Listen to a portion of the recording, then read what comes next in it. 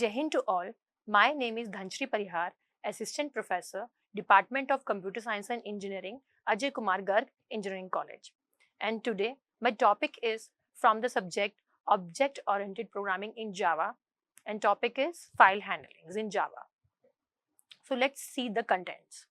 So our content include introduction to file handling, how file have been created in Java, with the help of input stream functions and output stream functions, how we can insert the data into the file, and how we can perform a reading operation and a writing operation on a file. Then how we can create a file. For that, I'm going to explain a program, and for writing a file, again, we will be discussing a program. At the end, we will discuss how to delete a file. So let us start with file handling in Java. How file can be handled in a Java programming language. So in Java programming language, we have a class named as file, which will be included in a package named as IO package, which is known as input output package. As we see here, first we need to import this package IO, and then we will be importing a class file inside it. So this class file is having lots of function which will be performing operation of deletion, insertion, reading, opening, closing a file, and then deleting a file. For doing so, after importing this file, we will be creating an object of this class file. The object name can be anything, and the pseudocode for this will be the name of the file, the class name, file, and then the object name equals to new keyword and then file and the file name. Here file name .txt is the actual name of the file which we want to access by using our class file. And in order to perform the various operation on this particular file named as file name, we will be taking the help of this file class, which will be having an inbuilt method, means predefined method for performing the operation on the file. So for performing the multiple operation on your file, we are having certain methods in our file class. For example, we have a canRead method. This method is a kind of a Boolean type. Boolean means it will be accepting only a true and false value, either yes or either no. So it will test whether the file is reachable or not, means it is available or not. If it is available, its value will be turned as true, means yes, else it will be a false value. Then we have a canWrite function of this file class, which is again a Boolean function, again resulting in true and false value, which will test whether the file is writable or not, whether we are able to perform a writing operation to that file or not. Now next is creating a new file, which is used to create a new file which is not existing in your system. So read and writing operation will be performed on already existing file. So first of all, we need to check whether the file is available in our system or not. Okay, and if we want to create a new file for performing this operation of canRead and canWrite, then it will be returning some Boolean value. If the file is already existing in the system, then we cannot create a new file. Okay, and if it is not existing in the system, then we can create a empty file in your system. So we have a delete method which is used to delete a already existing file, and then we have an exist method which is used to check whether the file is available in the system or not. Suppose you are going to delete a particular file and it is not available in the system. So before deleting a file, we can use this exist method to check whether that file is available for deletion or not, so that we can flawlessly perform our operation. Now next is the getName method, which returns the name of the file, okay, to get the name of a particular file which we want to access. Then absolute path, get absolute path to know the complete path of the file where it actually exists in your drive. And next is the length, which will be returning the size of a file in bytes, that how much large is that particular file in bytes. And then the list, which returns the array of files which will be present in a particular directory. mkdir method, which is used to create a directory for our files. So in order to creating a file, let us consider a program how we can perform a writing operation in a file and a reading operation in a file. Okay, and how we can do so. For doing so, we will be using this create new file method, and then after creating that new file, we will be also having a try and catch block. Why we are using this try and catch block in order to know if the file is available for the operation, and if the operation is performed on a file flawlessly, then there is no need of any exception in there. No exception will occur.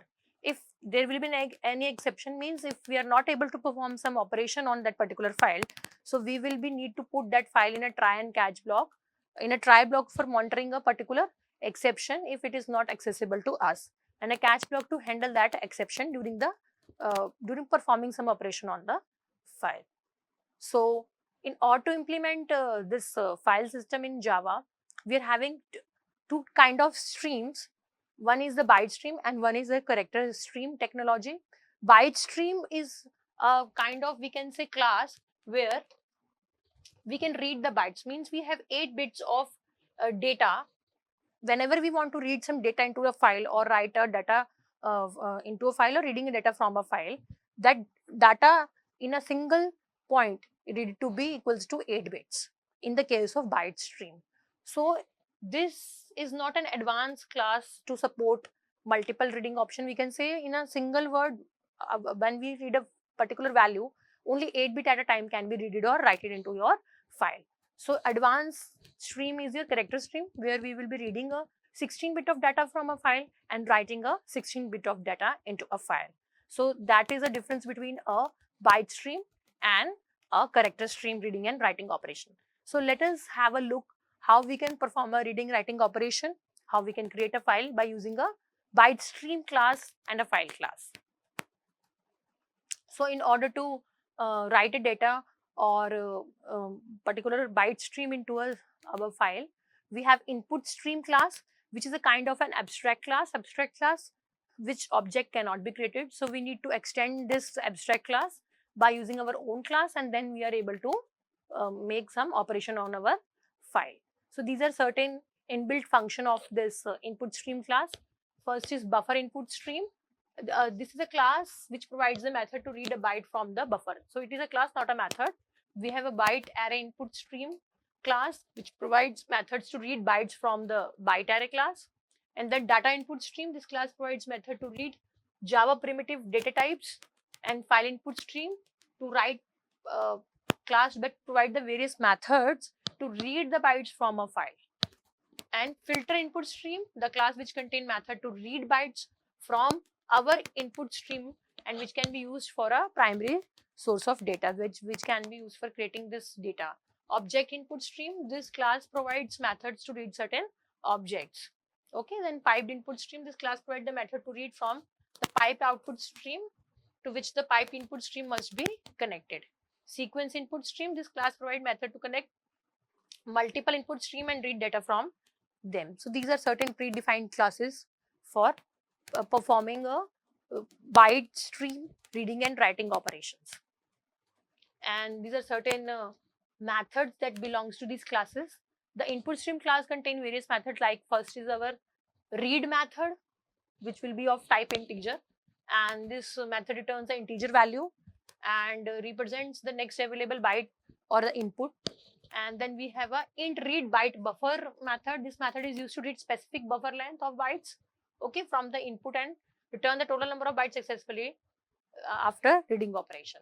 Then we have a read byte buffer, int location, and n bytes. So here we have the number of bytes which we need to read, then the location of those bytes, and then the total number of bytes which has been read by this particular method. So this method is used to read n bytes. It means number of bytes from the buffer starting at some particular location and return the total number of bytes successfully read from that particular location to the input, and return -1 if the end of the that particular input string has been encountered. So returning -1 means our particular byte stream is now completed. Next is available, int available. This method returns the number of bytes that are available to read from a file. We have a mark int byte, then reset is there, skip is there, and close to close a file. So these are various methods. Some of the important methods, these 3 are the reading method which are very important, and the available method which show the availability of the bytes which we are searching in our file.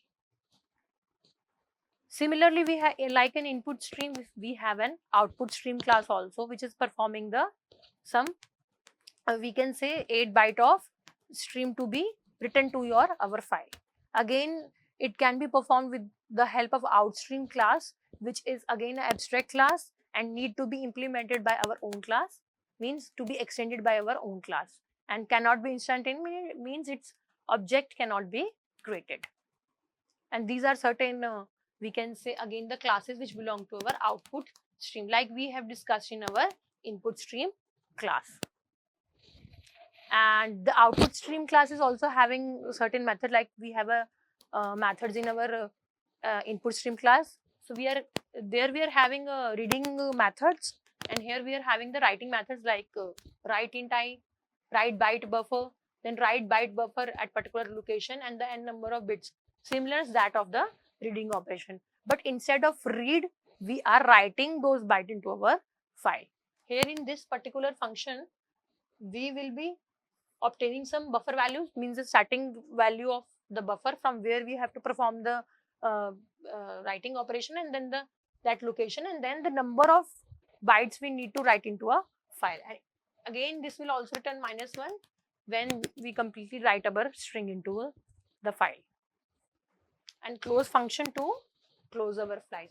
There is one more interesting function over here, that is flush, which is used flush, that is used as an output stream and writes the pending buffer bytes into our file. Okay, and we have a close function also. It is used to close the output stream completely when our file operation has been completed. So here is the program to read the data from a file using the input stream function and write to a file using the output stream classes functions. Okay, let us start with the example.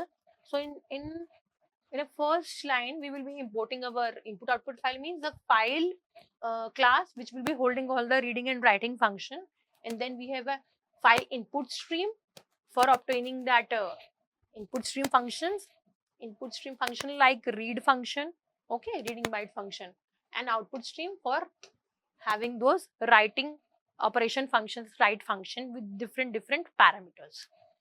Then we have an exception class also. So why we are taking this exception class?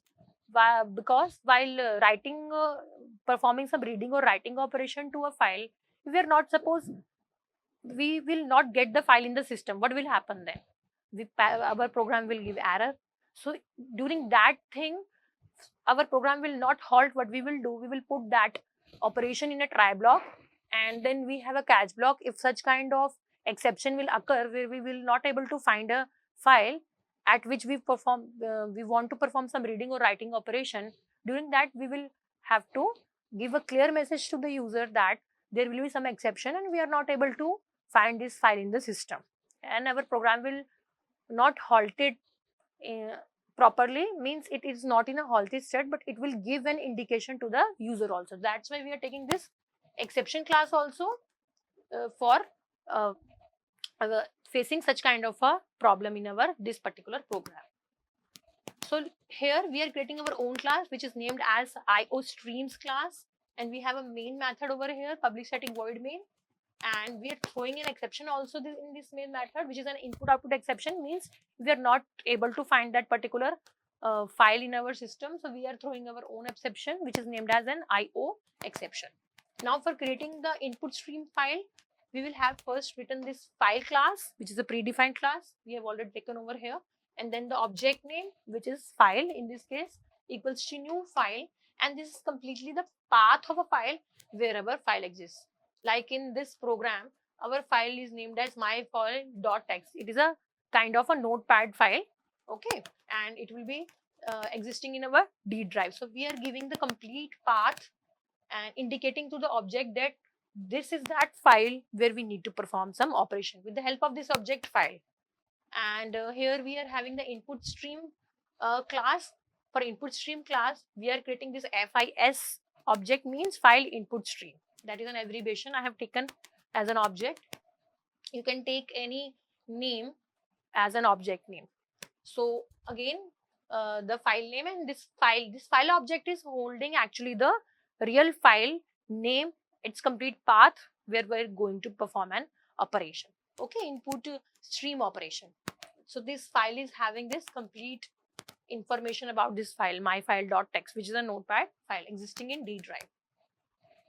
Now here what we are doing, we are taking this bytes array here, but we are finding the length of that particular file in terms of our byte.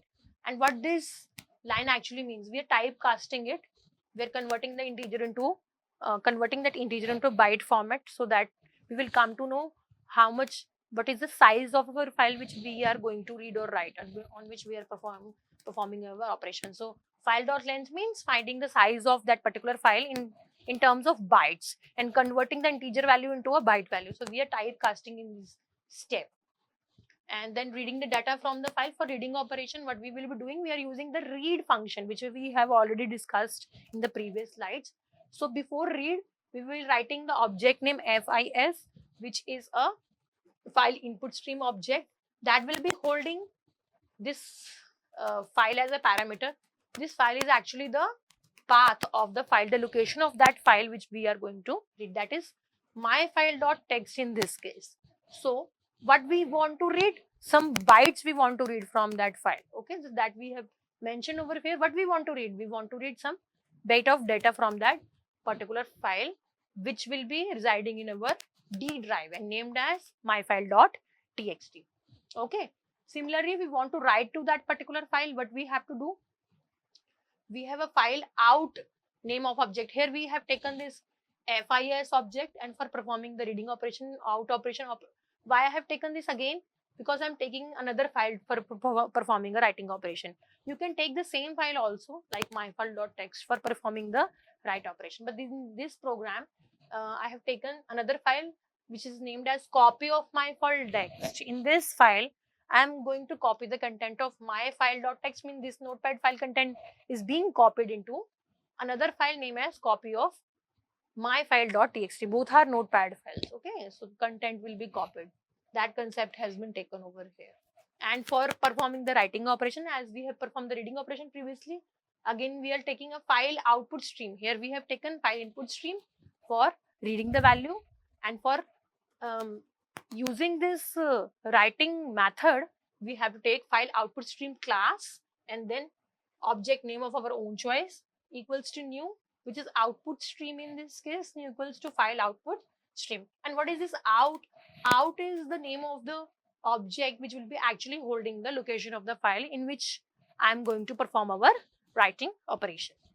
Okay, so writing the data, output stream dot write. So here the name of the object, then the write method, and the number of bytes we want to, that value of bytes we want to write into that particular file. And we have we have a flush method also. If some remaining bytes will left over, that is also need to be written into the file. By chance, if the file remain open and we will be skipping some values, so that will be also written into the file. Then after, in the end, we are writing that the data will be successfully written into our specific file. Which file? That is named as copy of my file dot text, a notepad file. So this is a simple program how we can use byte stream to read data from a file and to write a data from a write data into a file. Okay. Now next is the character stream. As I told you earlier, the drawback of using a byte stream class is that will hold only 8-bit of value in it for a we can say one word. Okay, and in character streams, that value will be upgraded to 16-bit. So one word can be of 16-bit. We are saying that I have to write one content to a file. That content will be of 16-bit instead of 8-bit. So size is bigger than that, or double than that of the byte stream class. So in this class, similarly, we are having different methods to perform the reading and writing operation. Before that, we have a reader class. Previously in a byte stream class, we are having a input stream class and output stream class. In this class, character stream class, we are having a reader class for performing the reading operation and the writer class for performing the writing operation. So these two classes belongs to our character stream class, and those previous classes belongs to byte stream class. That is a difference between the two streams, the character stream and the byte stream. So most of the time this question comes in examination, in final examination of BTech. So what is the difference between a byte stream and a character stream in Java? Explain with the help of example. So there we will going to explain the programming differences and the number of bits the particular class can hold. Like in a case of byte stream, it will be holding only 8 bit, and in a case of character stream, it will be holding a 16 bit of data. That is a very big difference, and their functions are also totally different. And we have a reader class in it. In that case, we are having an input stream class in byte stream character reading. Okay, so what is a reader class? Again, it is used to read 16 bit of character. As I told you, it is a class which belongs to our character stream class. Okay, and it will be having further more classes like buffer reader class, character array reader class, file reader, filter reader, input stream, pipe reader string. These are different classes which again belong to this reader class. All are capable of reading 16 bit of data in a single read. Okay, and write. This is for reading and for writing. And these are certain reading method, like we have a read character buffer. Then we have, so the difference between this read and the previous read is that here we are using character data set. Previously, what we are using byte data set. Okay, because of that 8 bit and 16 bit of difference. So the function name is same, but the capability of that function is different. 8 bit and 16 bit of reading and writing operation. For reading, for single read, we are having a read and character buffer. Then for performing a reading operation at particular location, starting at particular point and ending at particular point, we will be having this character buffer, then the location of that particular buffer, and how many characters we want to read from that buffer. Then we have a mark method also, which is used to mark the current position in an input stream until the n characters are read.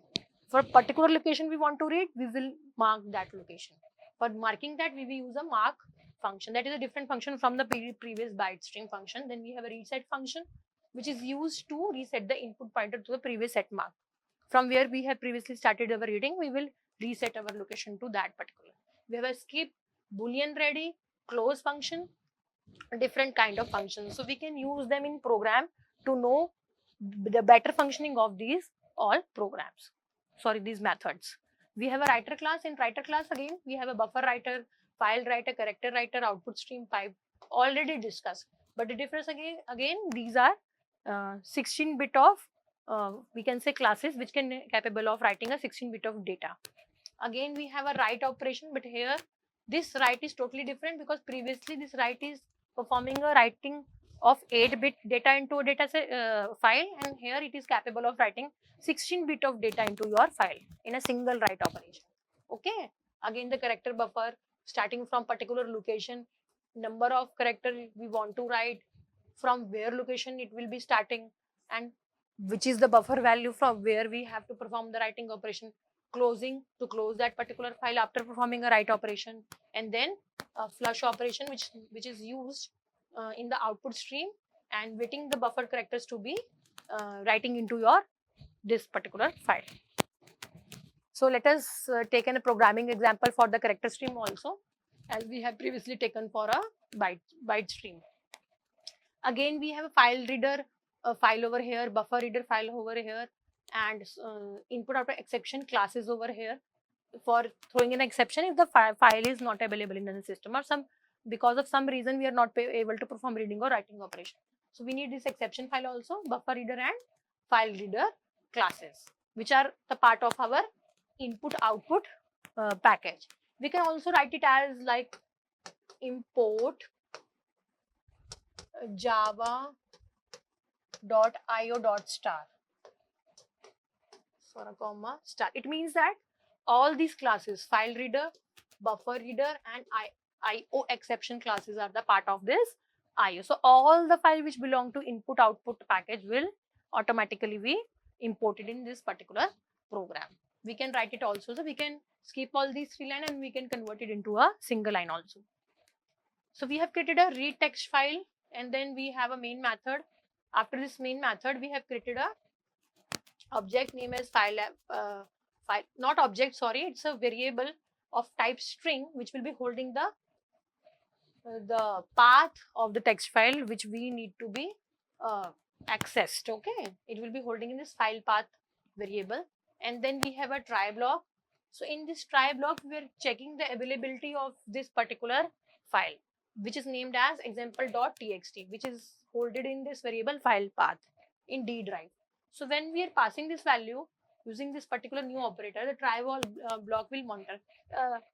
This is the direct example of try with resource we have done in unit 3 of this OOPS with Java concept, BCS 403 subject.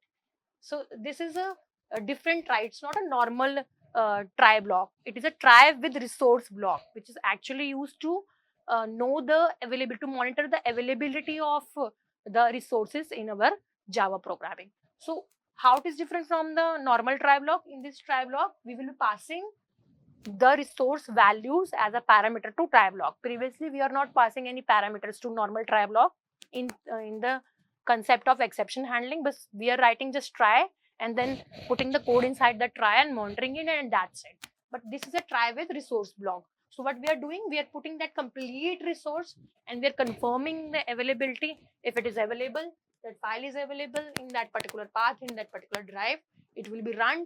Okay, and if it is not available, then it will be go to its catch block, an exception will occur. If it is successful, it will return in true, then this particular code will be executed. So inside try, what we have written, while the line read.readline equals not equals to run, that means the line which is available in our this file, the first line example.txt, till that file is available, all the lines are available and all the content of that text file is accessed, and it not become equals to 0. We're receiving the bits from that file we are reading. The complete file will be accessed and we are printing those line in our program, so that these are read and this will be printed by the program. Till this loop is running, when the end of the file will be met, then this null value will get true and this while will return in some false, and then we will jump from here and this code will get completed. Okay, and if by due to some reason is the resource is not available, the try block is not functional, then the program will jump to this catch block and exception will occur. Here we have written that there will be error in reading a file because of its inavailability. So that's all about the file handling using byte stream and character strings. Hope you like this lecture. Thank you and Jai Hind to all.